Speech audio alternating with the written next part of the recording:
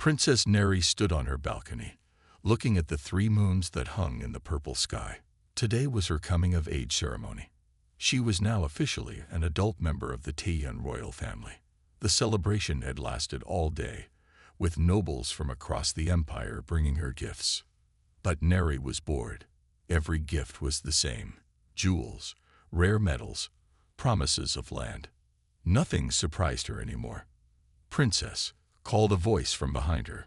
"Your final gift awaits." Neri turned to see her father's top advisor, Master Quan, standing in the doorway.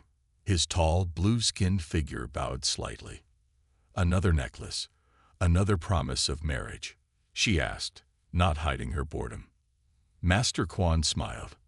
"No, Princess, something truly special, from a newly discovered world." This caught Neri's attention. The Empire was always finding new planets, but rarely anything interesting on them. "Show me," she said. Master Quan clapped his hands, and 2 guards entered. Between them, they carried a clear container. Inside was a creature Neri had never seen before. It stood on 2 legs like the Tian people, but it was much smaller, only about 2/3 their height. It had no blue skin, but instead a pale pinkish tan color. On top of its head was dark, short fur. It wore strange coverings over its body. "What is it?" Neri asked, moving closer to the container. "It's called a human, Princess, from a small blue planet called Earth.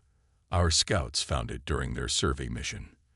The human looked at Neri with deep brown eyes. There was no fear in those eyes, just careful attention. "Is it dangerous?"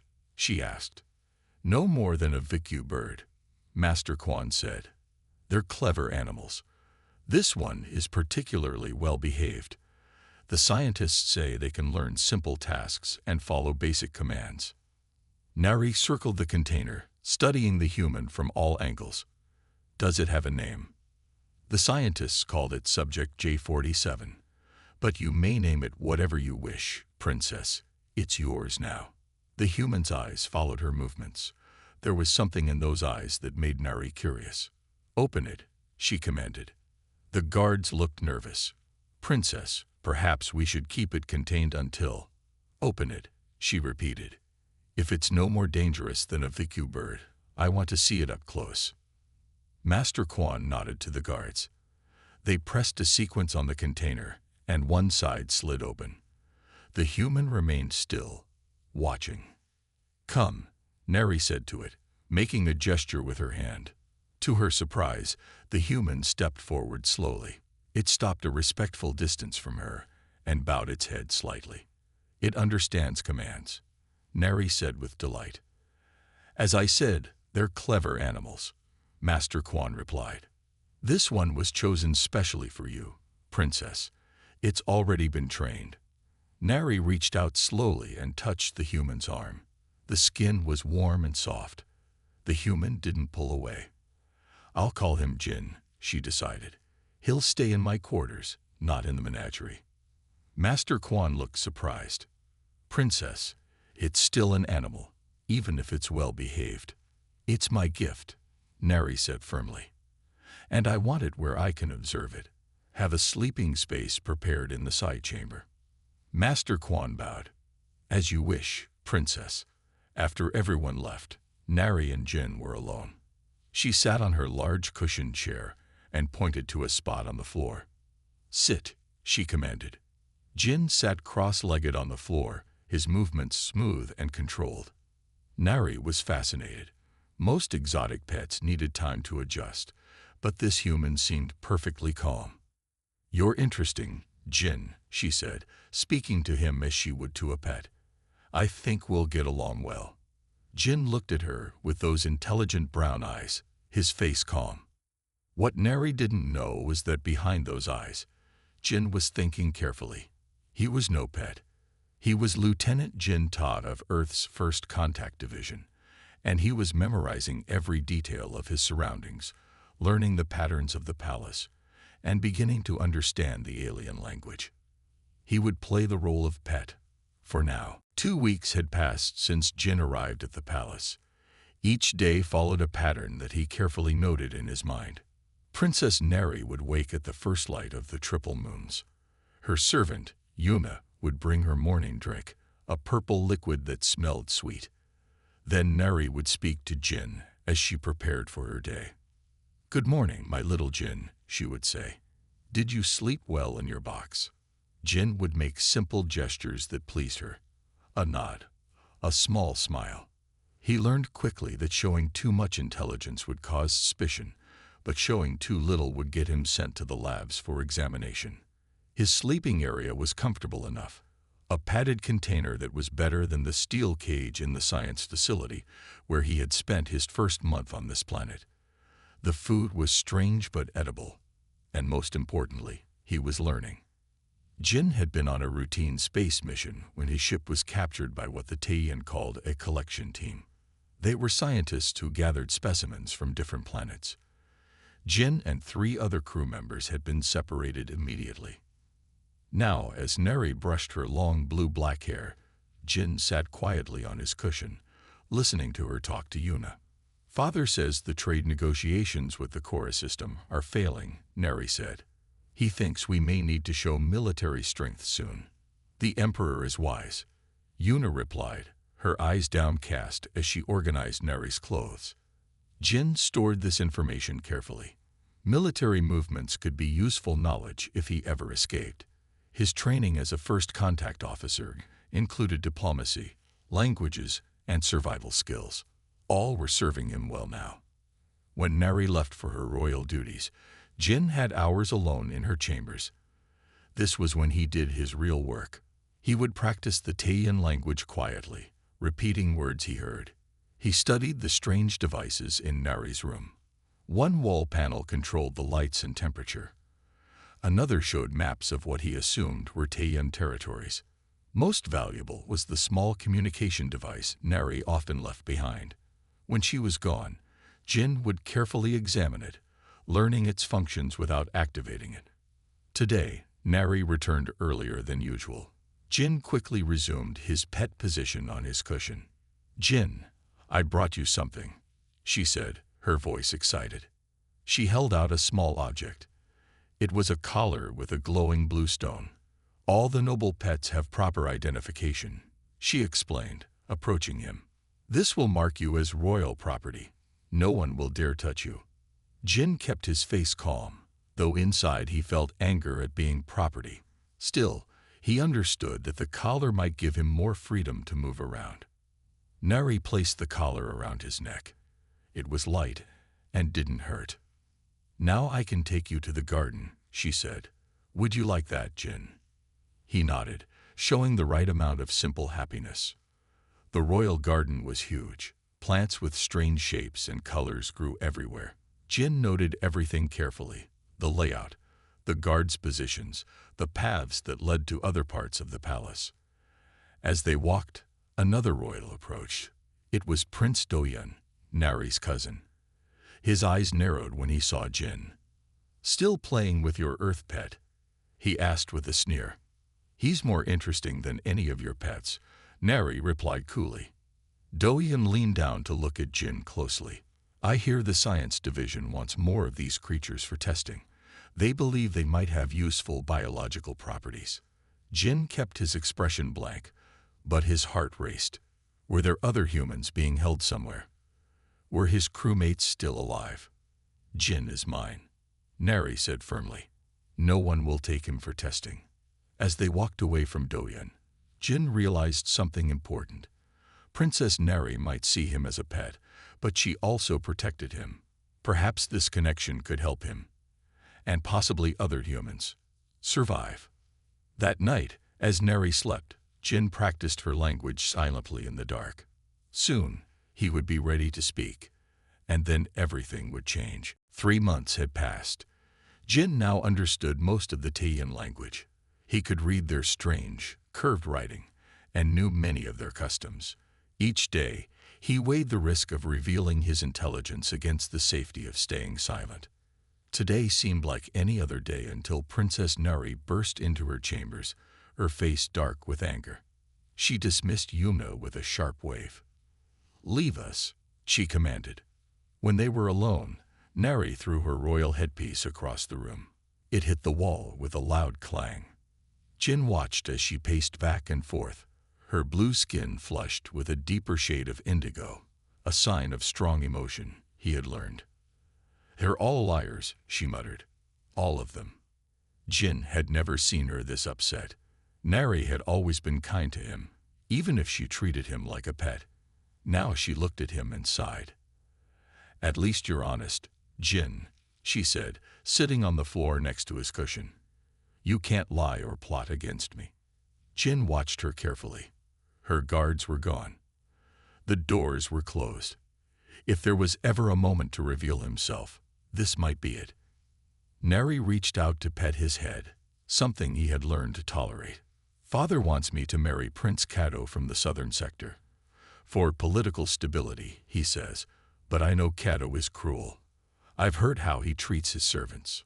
She looked so sad that Jin made a decision. He could not stay silent anymore. "Princess Nari," Jin said clearly in her language, "don't marry someone cruel." Nari's eyes widened. She jerked back, falling onto the floor. Her mouth opened, but no sound came out. Then she scrambled away until her back hit the wall. You spoke," she finally gasped. "That's impossible." Jin stayed on his cushion, trying to appear non-threatening. "I can speak. I can think. Humans are not pets. We are people, like the Taeyeon." Nari shook her head. No, I'm dreaming. Or the stress has made me imagine things." "You're not imagining this," Jin said gently. "I've been learning your language for 3 months. I've been waiting for the right time to tell you the truth." Nari's breathing was fast. Her hands trembled. "If you can speak, if you can think, then what are you?" "I am Lieutenant Jin Todd of Earth's First Contact Division. I was on a mission to explore new solar systems when your people captured our ship." "First Contact Division," she repeated. "What does that mean?" "It means I was trained to meet new species, like yours, to learn about them and establish peaceful communication." Nari covered her face with her hands. "The scientists said you were just clever animals, that you had no real intelligence or culture." "We have cities, art, music, science," Jin explained. "We explore space, just like your people." Nari suddenly looked ill. "Then we've been keeping people as pets, as test subjects." Jin nodded. "Yes, and I need your help. There were 3 others with me on my ship. I don't know where they are now." Nari stood up shakily. She paced the room again, her hands pressed to her temples. "This changes everything," she whispered. "If what you say is true, my father's empire has committed a terrible wrong." "Princess," Jin said, standing up for the first time without being commanded, "I don't blame you. You didn't know." She looked at him with new eyes, not as a pet owner, but as one person seeing another. "How many of you are on your planet?" she asked. "Billions," Jin replied. Nari sat down heavily on her bed. "Billions of thinking beings, and we've been treating you like animals." "Will you help me?" Jin asked. It was a risk, but he had to take it. Nari was quiet for a long moment. Then she looked up, her expression changed. "Yes," she said, "but we must be careful. If others learn what you really are, we'll both be in danger." For the first time in months, Jin felt hope. The next morning, Nari woke up hoping it had all been a dream. But when she looked at Jin sitting on his cushion, he gave her a small nod. It was real. Her pet was a person. "Yuma, leave us for today," Nari told her servant. "I want to study alone." After Yuna left, Nari locked the door. "We can talk now," she said to Jin. Jin stood up straight.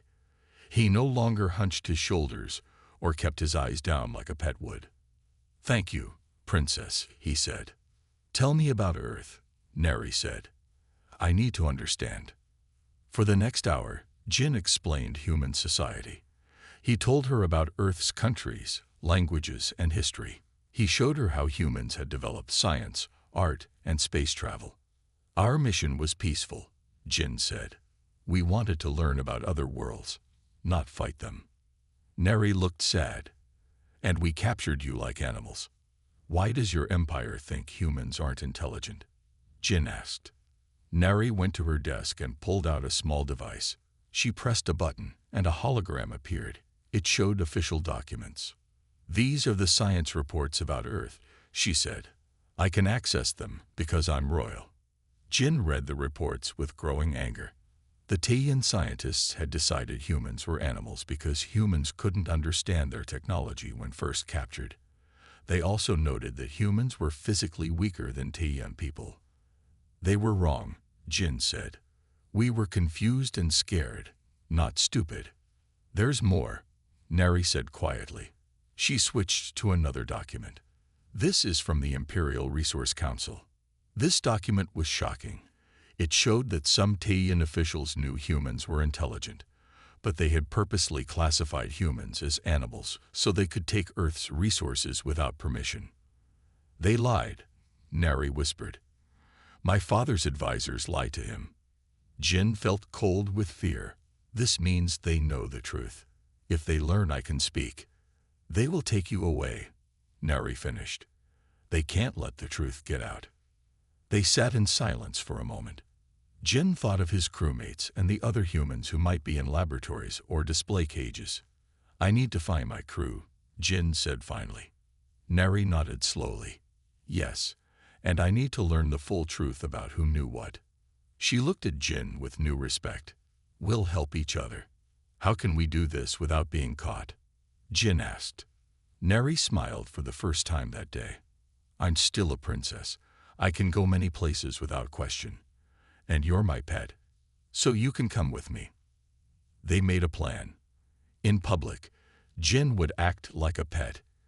In private, they would share information and plan their next steps. I'll start visiting the science buildings more often, Neri said. I'll say I'm interested in biology. That way, we can look for your friends. And I can teach you about humans, Jin added, so you can help convince others when the time is right. Neri reached out her hand, then stopped, unsure. Jin understood and extended his hand to her. They shook hands in the human way. Partners? Jin asked. Partners, Neri agreed. That night, Neri moved Jin's sleeping box out of her room. Instead, she gave him a small side chamber that had been used for storage. No more pet bed, she said firmly. You need a proper room. Jin felt grateful. It was a small step toward dignity. As he settled into his new space, he heard Neri in the next room, practicing Earth words he had taught her. Hello, she whispered. Thank you, friend. For the first time since his capture, Jin smiled a real smile. He had an ally now. And with her help, maybe he could save the other humans and show the Taiyan Empire that humanity deserved respect. Over the next few weeks, Neri visited many science buildings with Jin by her side. She told everyone she was interested in learning about different planets. No one questioned a princess.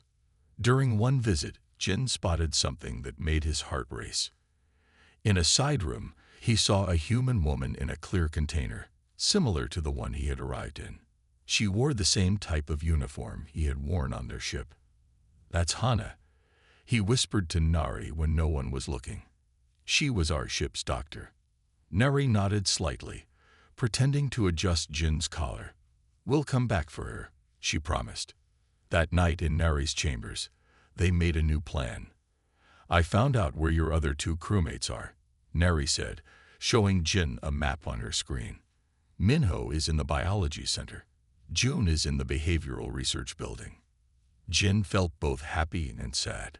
His friends were alive, but they were being treated like lab animals. We need to free them, Jin said. But that's not enough. We need to contact Earth. Neri looked worried. How? The communication systems are heavily guarded. Jin thought for a moment. If I could get to the main array, I could modify it to send a signal Earth would recognize. The main array is in the central tower, Neri said. Only high officials can go there. They sat in silence, thinking. Then Jin had an idea. What if we didn't need to go there? He asked. What if we built our own communicator? Neri looked doubtful. How? Jin smiled. I'm trained in emergency communications. If I had the right parts, I could build a simple device. What parts do you need? Neri asked. Jin listed materials: metal conductors, power cells, signal amplifiers. Most were common items in the palace. I can get these, Neri said. No one will question me if I ask for tech parts for my personal projects. Over the next days, Neri collected the items Jin needed. She brought them one by one, hiding them in her clothes or in decorative boxes. Jin worked at night, building a small transmitter. He had to be careful and quiet. If anyone found it, their plan would fail. Meanwhile, Neri learned more about the human captives. There were 12 humans total, all kept in different research centers. Most had been captured from exploration ships like Jin's. The worst part, Neri told Jin one evening, is that some officials know humans are intelligent, but they keep it secret because Earth has metals they want. Jin nodded grimly as he connected wires in his device. On Earth, we have laws against treating intelligent beings this way. We have such laws too, Neri said, but they don't apply if a species is classified as animal. After 7 days of work, Jin's transmitter was ready. It was small enough to hide in a decorative vase in Neri's room. It will send a simple message, Jin explained. Earth coordinates and an SOS. If my people receive it, they'll know humans are here and need help. What if they come with weapons? Neri asked, looking worried. They won't attack first, Jin assured her, but they will come to rescue us. Neri took a deep breath. When do we send the message? Tomorrow night, Jin said, during the Festival of Lights. The Festival of Lights was a perfect time. The sky would be filled with light displays and energy bursts. Their signal would blend in with the celebration. And after we send the message? Neri asked. Jin's face was serious. We need to get my crewmates out of the labs, starting with Hana. Neri nodded. I have an idea for that too, but it's risky. Everything we do now is risky, Jin said, but we have to try. That night, as the palace slept, Neri looked out at the 3 moons. Jin stood beside her, no longer pretending to be a pet. Tomorrow, everything changes, she said. Jin nodded, for better or worse. The Festival of Lights began at sunset, the sky filled with colorful bursts of energy as the Taeyun celebrated. Music played throughout the palace grounds, and everyone wore their finest clothes. Neri dressed in her royal robes, placing a small crown on her head. Jin wore the special outfit Neri had made for him, still looking like pet clothes, but with hidden pockets for tools. Remember, Neri said quietly, act like my pet until we're back in my chambers. Jin lowered his head and followed her with the proper pet-like behavior he had perfected. They walked through the crowded palace halls toward the main courtyard where the royal family would watch the sky show. What they didn't know was that Prince Doyun had been watching them. For weeks, he had noticed changes in Neri's behavior. She visited science buildings too often. She collected strange parts from the technology centers. And sometimes, when he passed by her chambers, he heard voices, not just Neri's voice, but another one too. Today, Doyun decided to find out what was happening. He had placed a tiny spy device in the decorative pin he had given Neri as a festival gift. She wore it now, unknowing that it would record everything she said. In the courtyard, Neri took her place next to her father, the emperor. Jin sat at her feet, watching the lights in the sky. The perfect time to activate the transmitter was approaching, when the grand final would send the biggest bursts of energy into the atmosphere. Neri leaned down as if adjusting Jin's collar. Almost time, she whispered. Jin nodded slightly. In his hand, hidden by his sleeve, was the small remote that would activate the transmitter in Neri's room. Across the courtyard, Doyun smiled as he heard Neri's whisper through his listening device. He moved closer, pretending to admire the sky show. The grand final began. Huge bursts of light filled the sky. The crowd gasped in wonder. Jin pressed the button on his remote. Miles above the palace, his signal joined the energy bursts, shooting toward the stars, toward Earth. "It's done," he whispered. "Good," Neri replied. "Now we need to." "Need to what, cousin?" Do-hyun's voice came from behind them. Neri turned, her face calm despite her racing heart. "Enjoy the festival, of course." Do-hyun's eyes narrowed.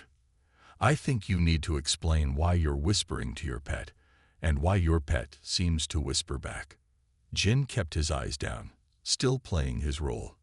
But inside, he felt cold fear. Had they been discovered? "You're imagining things, Do-hyun," Neri said with a forced laugh. "The lights are playing tricks on you." Do-hyun held up a small device. "This isn't a trick. This is a recording of you speaking to your pet, and your pet speaking back." Neri's face paled. Jin tensed, ready to run if needed. "I don't know what you think you heard," Neri began. "I heard enough," Do-hyun cut her off. "Enough to know this creature is not an animal." He turned to the guards nearby. "Seize the human. It's dangerous." The guards moved forward, but Neri stepped between them and Jin. "Stop. I command you as your princess." The guards hesitated, caught between two royal orders. Do-hyun smiled coldly. "My dear cousin, I have already spoken to your father about my concerns. Why do you think he gave me permission to monitor you?" Neri looked at her father in shock. The emperor's face was stern. "Is this true, father?" "Do-hyun came to me with worries about your behavior," the emperor said. "Now I see his concerns were valid." Guards surrounded Neri and Jin. One reached for Jin's arm, but he dodged, moving with a speed that no pet should have. "Run," Neri shouted to Jin. Jin sprinted across the courtyard. More guards chased him, but he was faster. He disappeared into a service corridor they had mapped as an escape route. Neri tried to follow, but guards held her back.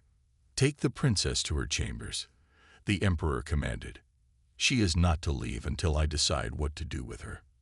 As Neri was led away, Do-hyun smiled in triumph. "Find the human," the emperor ordered, "and bring me the scientists to study these creatures. I want to know what's happening in my own empire." Jin ran through the dark service corridors of the palace. He knew these paths well now. For weeks, he had studied the palace layout while pretending to be Neri's obedient pet. Guards shouted behind him, their heavy footsteps echoing off the walls. But Jin was smaller and faster. He slipped through a narrow maintenance hatch that the larger Taeyan guards couldn't fit through. "I need to find Hana first," Jin whispered to himself. The plan had changed. Jin couldn't return to Neri's chambers now. He needed to free his crewmates and find somewhere to hide until help from Earth arrived, if it arrived at all. Jin reached a junction where service tunnels branched in 3 directions. He chose the one leading to the science quarter. The tunnels were used by maintenance workers and service robots. Jin had to flatten himself against the wall several times as robots passed by, their sensors not programmed to notice a human. Meanwhile, in her chambers, Neri faced her father's anger. "How could you betray our empire like this?" the emperor demanded. "Conspiring with an Earth creature." "He's not a creature, father," Neri said firmly. "Humans are intelligent beings, just like us. Your advisors lie to you." The emperor shook his head. "Impossible. Our scientists tested them thoroughly."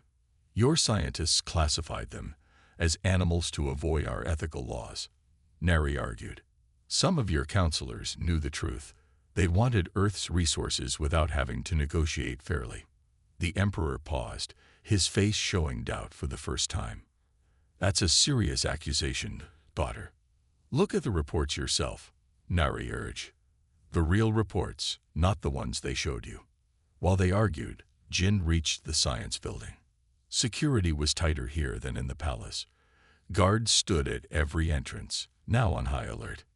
Jin needed a new plan. He looked around and noticed a large vent near the ground.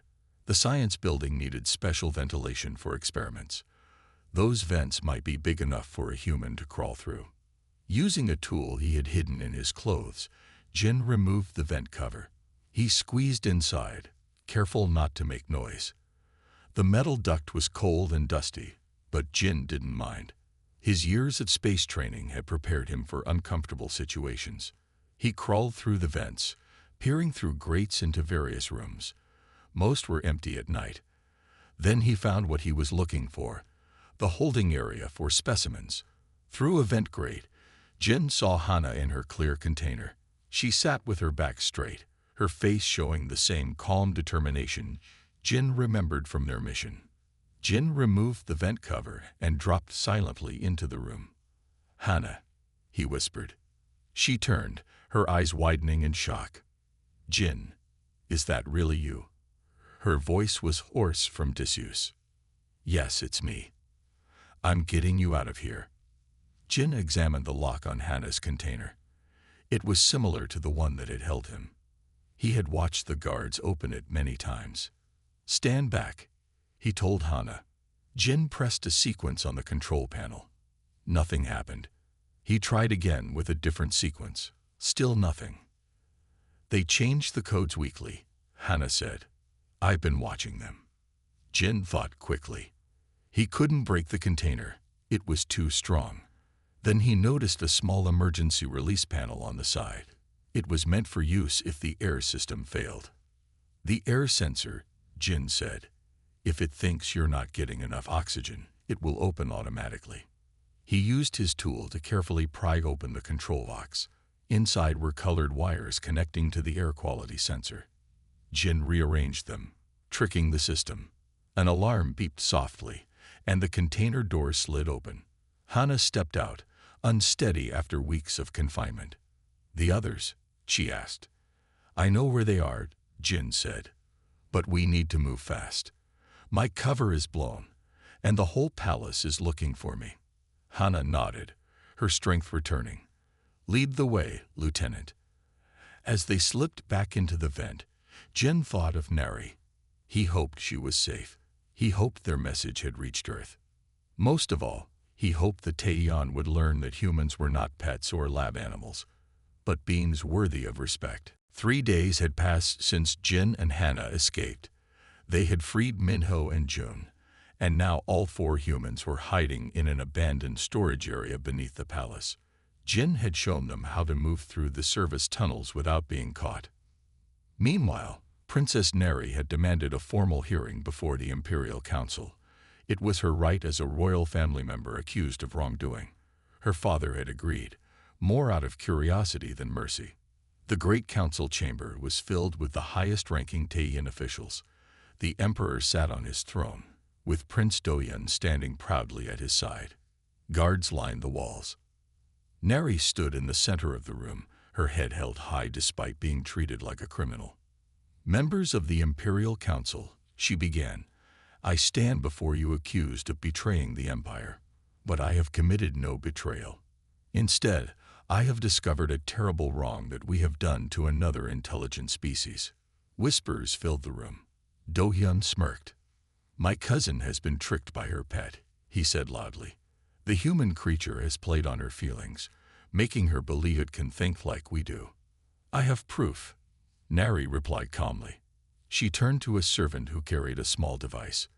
"This contains the original research reports on humans, not the edited versions given to my father." The emperor frowned. "How did you get these?" "I am still a princess," Nari said.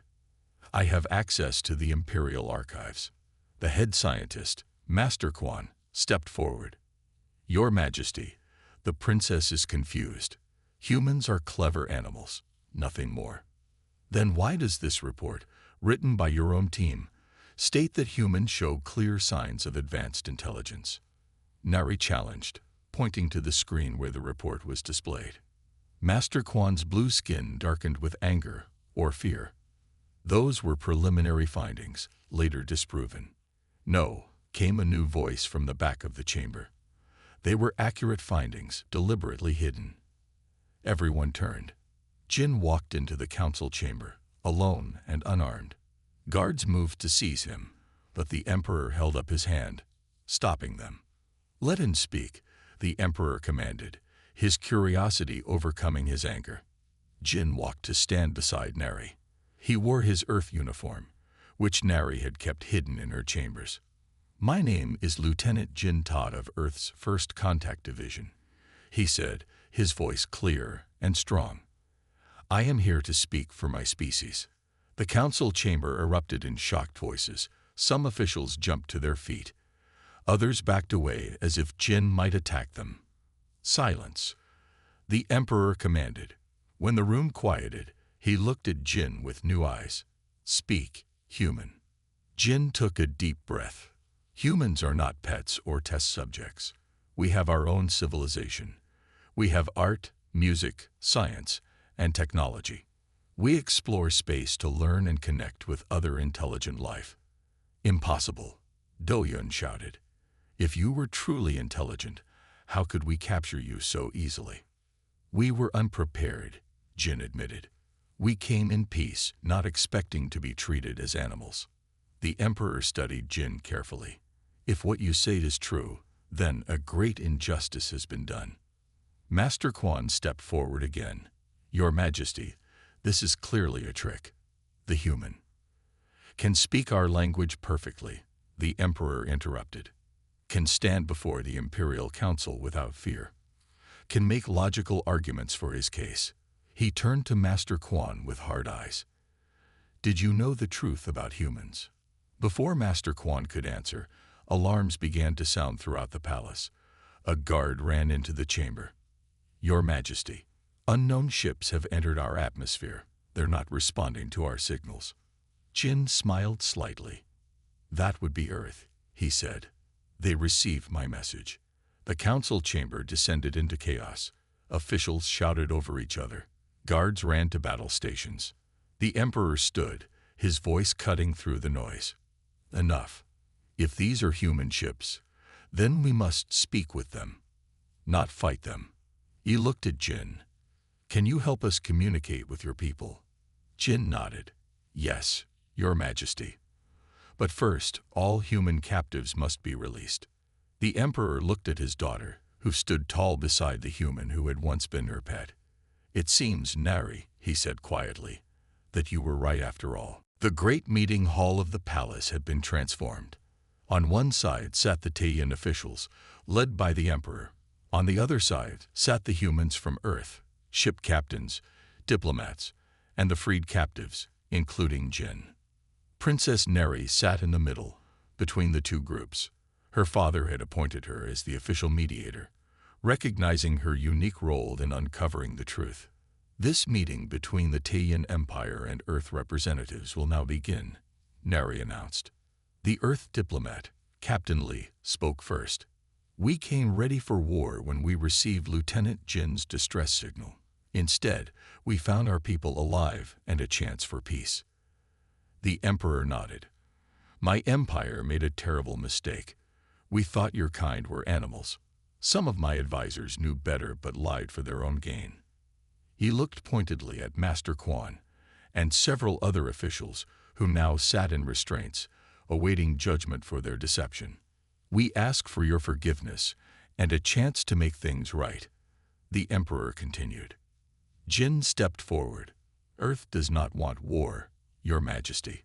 We want understanding between our worlds." For the next several hours, both sides discussed terms. The humans would return to Earth with technology to protect their planet from future unwanted visitors. The Taiyan would provide compensation for the captured humans and their families. Most importantly, the two worlds would begin official diplomatic relations. When the formal meeting ended, Jin found Neri standing alone by a window. "What happens now?" she asked him. "I go home," Jin said simply. "Back to Earth, to my family." Neri nodded, looking sad. "I will miss our talks." Jin smiled. "You could come visit someday. Earth would welcome the first Taiyan ambassador." Neri's eyes widened. "Me? An ambassador? Who better?" Jin asked. "You saw the truth when others wouldn't. You risked everything to help us." Later that day, the Emperor called Neri to his private chambers. To her surprise, Captain Lee from Earth was there too.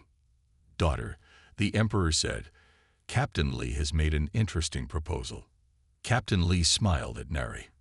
"Princess, we've asked your father to consider appointing you as the Taiyan ambassador to Earth. Lieutenant Jin speaks highly of your courage and wisdom." Neri looked at her father. "Is this true?" The Emperor nodded. "It is. And I have agreed. You will go to Earth with these humans and establish our first embassy there." Neri felt joy and fear together. "But I know so little about Earth." "You will learn," her father said, "as they will learn about us."